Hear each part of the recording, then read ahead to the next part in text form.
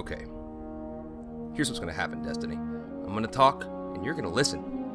No. You dominated my life for 4 days. You changed me. And, well, let me just tell you what I'm gonna do when I walk away from this computer.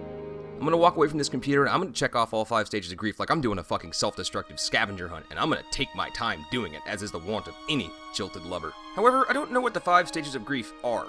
So, I, like any reasonable, modern person who can't reach their own conclusions about anything, will Google the 5 stages of grief.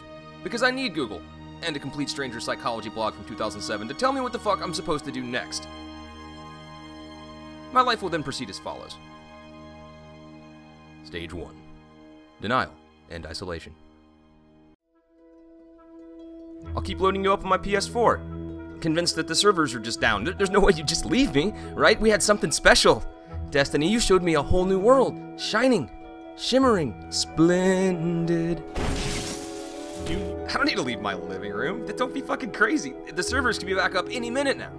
I'll have another pint and wait for this whole thing to blow over. Stage 2. Anger. Fuck you, Destiny! You can't just come into my life and make me love you with your thoughtfully constructed locations presented with sophisticated graphics and best of Halo gameplay, then fuck off and leave me with the most coldly straightforward John Deere letter in human history. There's not even an exclamation point or an emoji on this thing. What the fuck? Stage 3. Bargaining.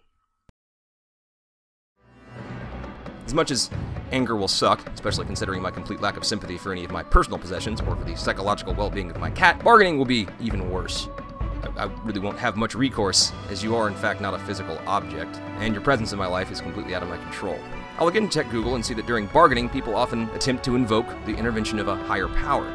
Higher power in this case will be Bungie. But what do I have to bargain with? I'll think to myself. That's how I'll get banned from Twitter for sending dick pics to Bungie. Stage 4. Depression.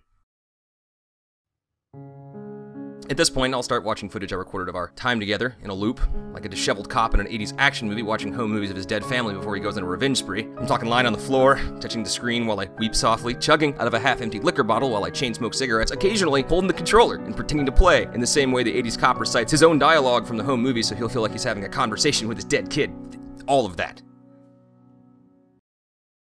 Stage 5. Acceptance. I honestly don't know if acceptance is going to come for me, because according to Freud Guy's 69 psychology blog from 2007, which I will by then regard as a religious text, acceptance doesn't actually occur in all instances.